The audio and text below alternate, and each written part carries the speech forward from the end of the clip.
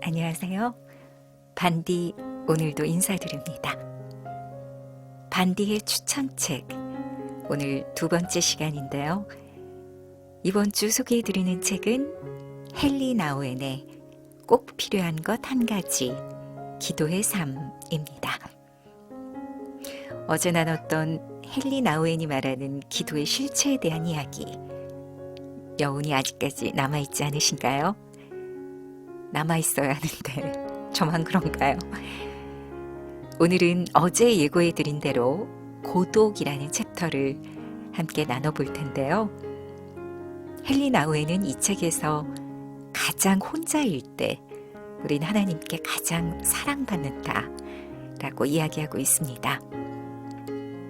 우린 고독이라 하면 조금 부정적인 상태로 인식을 많이 하는 편이죠. 하지만 헨리 나우엔은 고독을 자신이 혼자라는 사실을 하나님의 선물로 감사하며 받아들이게 해주는 내적 상태라고 표현하고 있어요. 이 외로움의 뼈아픈 인식은 자신의 한계를 초월해 우리 존재의 반경 밖을 내다보라는 초청일 수 있다는 거죠. 그럼 고독의 훈련 단락 일부분을 읽어드립니다. 우리의 삶 속에 고독을 들여오는 것은 매우 필수적이면서도 무척 어려운 훈련 중에 하나다. 고독한 시간과 장소로 다가가려 하면 모종의 불안을 느끼게 된다. 일단 홀로 시간을 보내는 일에 꾸준히 자신을 들이면 내면에 하나님의 음성에 대한 민감함이 생겨난다. 고독의 시간이란 처음에는 마음의 숨은 부분에서 오만 가지 생각과 감정이 요동쳐 나오는 시간과 하등 다를 바 없어 보일 수도 있다. 초대 그리스도인 작가 한 분은 고독한 기도의 첫 단계를 오랜 세월 문을 열고 살다가 갑자기 문을 닫기로 한 어떤 남자의 경험에 빗대어 말했다. 그 집에 드나들던 객들은 왜 더 이상 못 들어가는지 궁금하여 문을 쾅쾅 치기 시작한다. 더 이상 환영받지 못한다는 것을 알고 나서야 이들은 서서히 발길을 끊는다.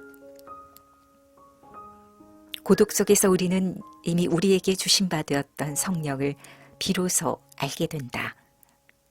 그러므로 고독 속에서 만나는 고통과 환난은 소망의 길이 된다. 우리의 소망의 근거는 환난이 끝난 뒤에 일어날 일에 있는 것이 아니라 환난의 한복판에 임하시는 치유의 성령의 현실적 임재에 있기 때문이다. 고독이란 자기만의 치료처가 아니다. 오히려 그것은 옛 자아가 죽고 새 자아가 태어나는 변화의 장소여 새 사람이 출현하는 곳이다. 자신의 두려운 무와 직면할 때 우리는 주 예수 그리스도께 조건 없이 온전히 자신을 내어드릴 수밖에 없다. 침묵이란 하나님 앞에 머무르는 쉼이다. 내가 창의적인 일을 하는 것이 아니라 나에게 창의적인 일이 일어나도록 잠잠히 있는 것이다. 침묵이란 타인과의 대화만 아니라 자신의 내면과 나누는 대화마저 멈추는 시간이다. 처음에는 침묵이 마냥 두려울 수 있다. 침묵 속에 들어서면 어둠의 음성이 들려오기 시작한다.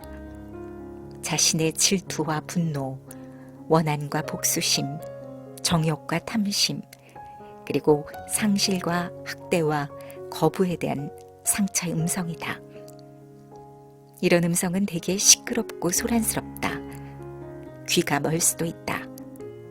우리의 가장 본능적 반응은 거기서 달아나 오락으로 돌아가는 것이다. 그러나 어두운 음성에 겁먹지 않고 인내를 훈련한다면 그런 음성은 점차 힘을 잃고 뒷전으로 밀려나게 돼 있다. 좀 더 부드럽고 온유한 빛의 음성에 자리를 내주는 것이다. 그러나 빛의 음성은 아주 집요하며 계속 들을수록 점점 강해진다. 혼자서 가만히 조용히 있는다는 것은 잠자는 것과는 다르다. 사실 그것은 온전히 깨어서 자신의 내면에서 벌어지는 모든 움직임을 세심한 주의로 살피는 것이다. 혼자 있는 것이 훈련되면 자신의 내면의 뜰을 거닐 자유가 생긴다. 이 미지의 땅에 처음 들어설 때는 두려움과 불안이 있겠지만 점차 분명히 질서가 보이며 친숙해지게 되어 있다. 그럴수록 집에 있고 싶은 열망이 더 깊어진다. 고독 속에서 두려움과 분노는 서서히 가면을 벗고 거짓 자아라는 정체를 드러낸다. 고독 속에 있을 때 거짓 자아는 하나님의 사랑의 품 안에서 위력을 잃는다.